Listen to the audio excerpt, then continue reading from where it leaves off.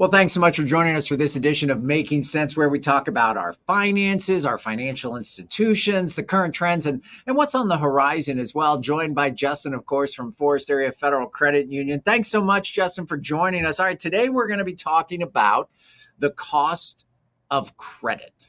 So Yes. credit comes at a cost, right? It usually does. It's just the nature of the game. It kind of is. All right, so let's start off with a nice big broad question, and that's what should we be thinking about when it comes to borrowing?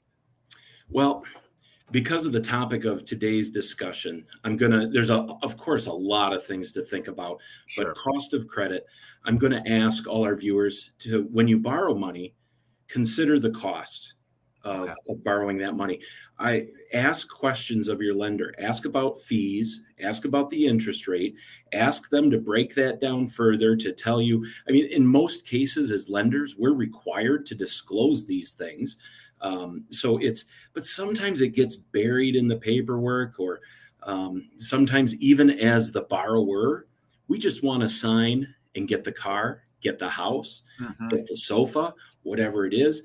Take the time, make sure you understand what you're getting into. Not because there may be something bad that you're getting into, but knowledge is power. Understanding what you're agreeing to and what it means in the long term is important. So, a lot of the more common transactions, even buying cars and so forth, there's oftentimes not true fees. The days of application fees and loan fees on consumer loans, there's still a few out there, but they're not real commonplace anymore. But ask, is there a fee to get this loan? And the fee or the cost that really does usually always apply is the interest that we pay, right? Right. Borrow X number of dollars, that's how the lender covers their cost. You borrow X dollars, they're going to collect that back from you plus interest. And that should be most often expressed to us as borrowers in terms of an annual percentage rate. Make sure you know what that rate is. And especially if you're new to borrowing, really consider how much that's going to cost you in the long run. Ask your lender to see if I make my 60 payments on this car on time as scheduled, how much extra am I paying in interest? Right. Because, if you have a 6% interest rate, you're going to end up paying out of the gate $60 per $1,000 borrowed on that money. So it's just good to know, because that card that's X number of dollars really in the long run is going to cost you that price plus the interest. And just being aware of what that is and making sure we're okay with that as borrowers and consumers and how that fits into our budget is important. I'm smiling, Justin, because I think everybody that has ever gotten a mortgage for the first time has that moment where the lender or the financial institution slides that piece of paper and says, okay, after 30 years, this is how much this $300,000 house, how much you will have paid for it. And it's kind of like, oh my goodness, yes. So there is a cost, but having that knowledge of not only what it's going to cost you today, but what it's going to cost you down the road, so that you're comfortable and good with it. It doesn't mean that it's a bad decision. It's just having that awareness sounds like that's really important. Yes, absolutely. All right. We hear a lot about payday lending. What is it, and what do I need to know about it? Yeah, so payday lending is exactly what it sounds like. Sometimes we find ourselves running short at the end of the week, the end of the month. That paycheck has come in. It's gone to all of the things that we were responsible for taking care of, and we're just running short. Once upon a time, and I'm sure there are still employers out there that do that. An employee has run low and they get an advance on their next paycheck. They're borrowing that money against what they're going to earn in the future. Well, now there are lenders out there that specialize in basically the same thing.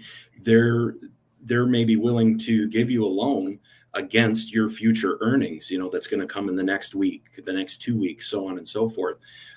So it's really when some of us get into that position where the money's just run out, and there could be a number of reasons. And first thing that I would like to throw out there, the one thing that I've learned being in this business for 20 years is bad things happen to good people. Yeah. Just because a person or a family runs out of funds at the end of the month or the end of the week, it doesn't necessarily mean they weren't trying like crazy. Right. Sometimes bad, unfortunate things or circumstances happen to good people, and that's a lot of how some of these places have come to be. Payday lending is something that's out there for people to work with. I also encourage people, always look to your financial institution, your bank, your credit union, look at all of your options. Because when it comes to payday lending, I hate to paint everybody with the same brush, but it can typically get really expensive in terms of fees. And again, you're using that money, that next week or 2 weeks paycheck for an immediate need now. Well, how are you going to cover 2 weeks from now? The groceries and the gas bill and the so on and so forth. So it can be payday lending. I throw out caution. It's obviously created its place in the market, but I would encourage people to slow down and think about a better long-term plan. Or if you're using payday lending, make sure it's part of a longer-term plan. How am I going to get out of this cycle, and who can help me do it? Because short-term money, when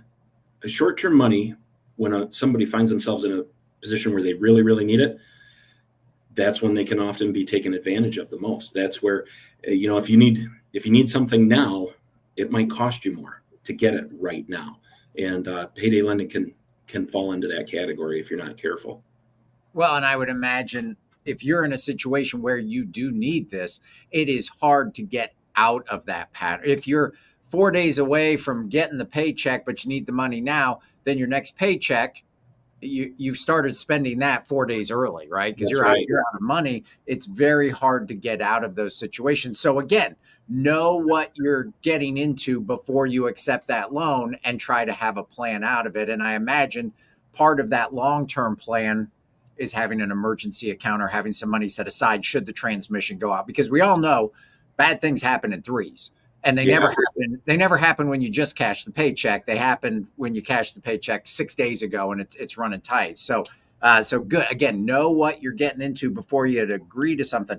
So how do you, if payday lending is not a long-term financial solution that very many financial planners would say, yeah, it's a good strategy, go with it for the long term. How do you avoid needing a payday loan? How do you work a system so that you're not in that situation through maybe no fault of your own?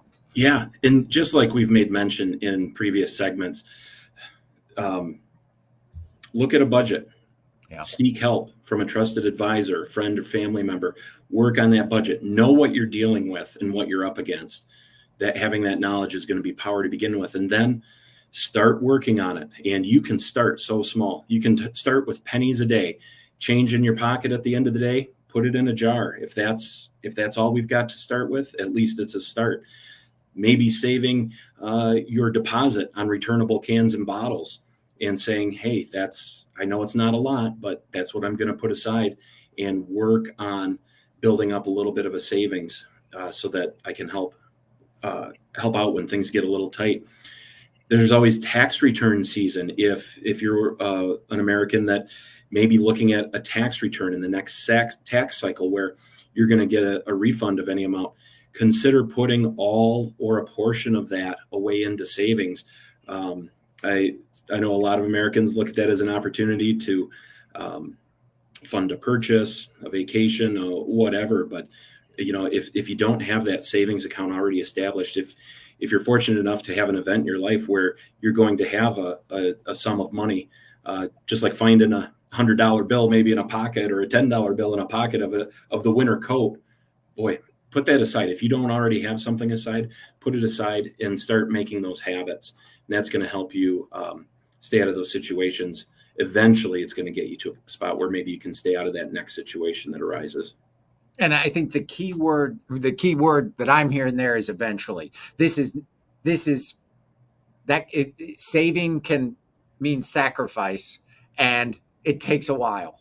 It Yeah, takes a while, if you are in a payday loan situation, it probably takes a while before you have enough that you feel comfortable, that you have that emergency fund, that you have that safety net. It's going to take time, but every journey starts with the first step, right? that's So right. make a plan. Go talk to your financial institutions because they can help you with this. If you walk in and say, "Hey, here's my situation," they can probably help you with that. All right. What about when it comes to us spending money?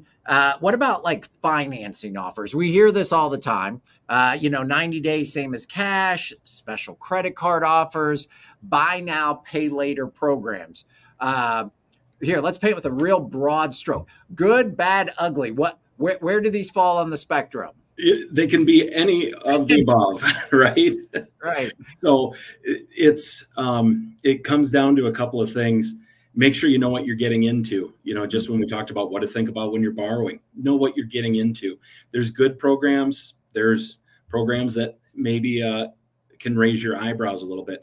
But yeah, these types of lending promotions or financing promotions that you mentioned, we hear them on the TV, we hear them on the radio, we see them online. Buy now, pay later. Some places call it flex payments. It's 4 payments of X, and it adds up to exactly the price if you were to pay for it all at once. They generally fall into 3 different categories. You might be into a zero interest category. Okay. You might be in a deferred interest category, All right. or you might be in a situation where it's reduces the interest for a fixed period of time. Okay. And these are just different ways to entice us to buy or engage in the activity of acquiring this asset, this thing now, and we get a little benefit because the financing is attractive. But again, know what's going on with it, because there are a lot of programs out there, because retailers, so many of them, they're about selling their product, and if they don't offer an attractive way to get you to buy their product, they're not going to sell the product. So they might have really good programs, but there are other ones out there. Let's use like a 90-day same as cash, or some buy now, pay later programs. Yeah, they might say, it's 90 days, same as cash, 0% interest. The problem becomes, what happens if you don't have that item paid off in 90 days, or you don't get it before the end of that promotional cycle? Some places, the interest goes up to a very high rate. Right. Other places, other programs, they might even charge you interest back to the very first day that you bought the item. Oh, retroactively, Might go retroactive. That's there's a couple of industries that have been known to do that in the past. So just as tedious as it is, read the fine print. Just know what you're getting into, so that there aren't any surprises.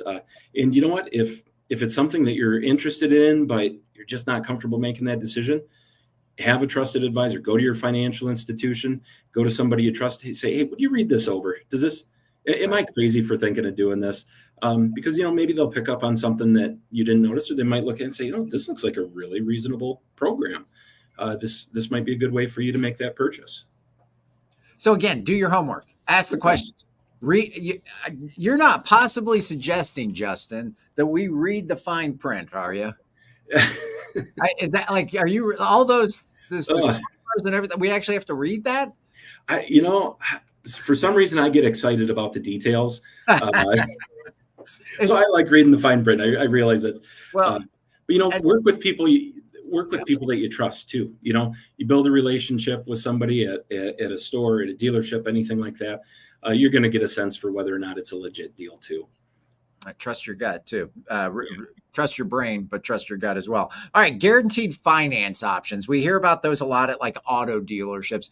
Is that a good way for someone that has like damaged credit to get an auto loan?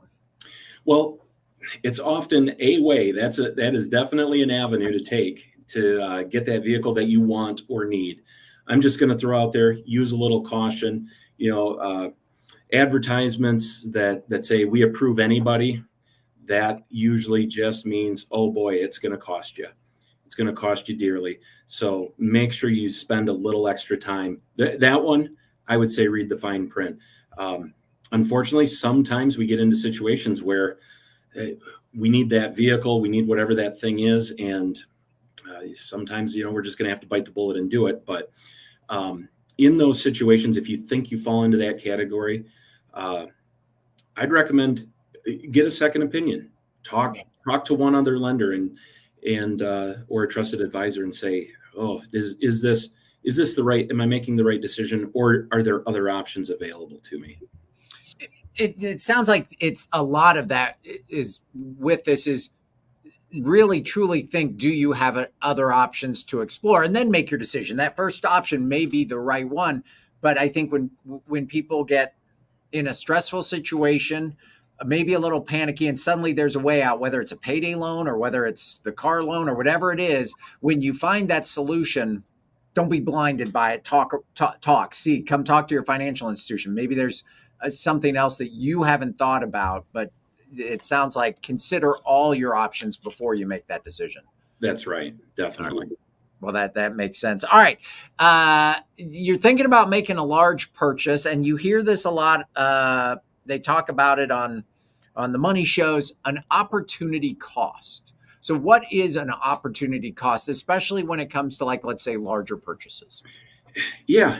Opportunity cost is, what are you going to forego or give up or not be able to do as a result of maybe obtaining this financing, buying this house, buying that car, especially when we talk about the cost of credit. And I know that I've been honing in on the types of credit that potentially may cost our people in our community more than the average going rate. Right.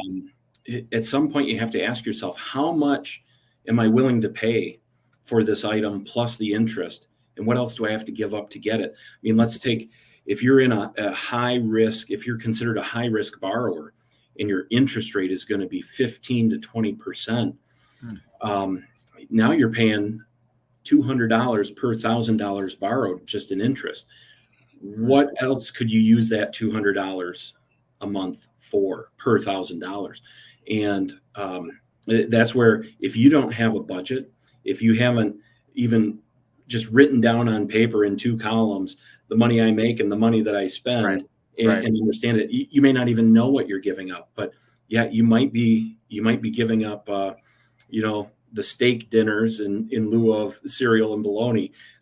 You might be having to give up that annual family vacation, even if it was just a camping trip up north or whatever it is,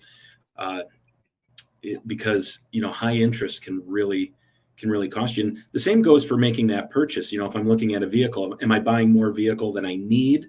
Am I stretching into the want area versus the need area? And it can be easy to fall into that trap too. So however much we spend and however much it costs us for that credit just means that's less money we can put in savings. It's less money we can allocate to our other needs and wants. And that's your opportunity cost. You're choosing one thing over another at that point. So understanding the true cost of credit in that transaction and what other things you might need to cut back on or give up to get that is, I think, an important thought and process to go through for an individual or a family, because it might mean things change. Well, and it sounds like that opportunity cost is not just a today thought, but you have to look at, okay, that's a cost that I'm going to have for 5-6 years on a car loan, 30 years, 15-30 years on a house loan.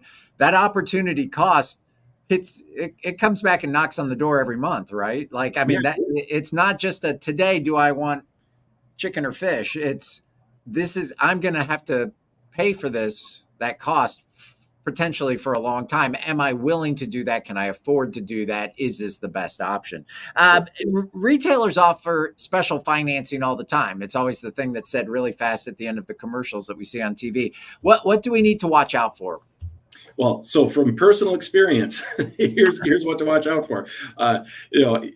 Same thing. You know what you're getting into.